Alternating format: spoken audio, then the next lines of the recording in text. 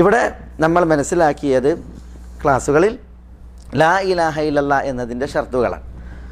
ലാ ഇലാഹ ഇല്ലല്ലാ എന്നുള്ള കേവല ജൽപ്പനമല്ല വേണ്ടത്, പ്രത്യുത ലാ ഇലാഹ ഇല്ലല്ലാ ഒരു വ്യക്തിക്ക് ഉപകാരപ്പെടുവാനും ലാ ഇലാഹ ഇല്ലല്ലാ കൊണ്ട് വാഗ്ദാനം ചെയ്യപ്പെട്ടതായ ഗുണങ്ങൾ ഒരു വ്യക്തി ആർജിക്കുവാനും അതിന് പറയപ്പെട്ടതായ ഉപാധികളുണ്ട്, അതിന് പറയപ്പെട്ടതായതായ ഷർത്തുകളുണ്ട്. ആ ഷർത്തുകൾ പാലിക്കുകയും അത് പുലർത്തുകയും ചെയ്യണം.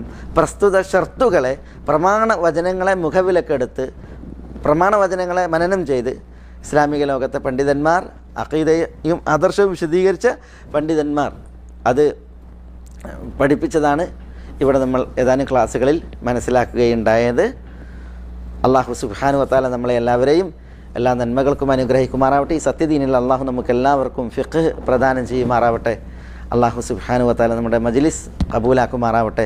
വസല്ലല്ലാഹു വസല്ലമ വബാറക അലാ നബീന മുഹമ്മദിൻ വഅലാ ആലിഹി വഅസ്ഹാബിഹി അജ്മഈൻ. വആഖിറു ദഅവാന അനിൽ ഹംദുലില്ലാഹി റബ്ബിൽ ആലമീൻ. അസ്സലാമു അലൈക്കും.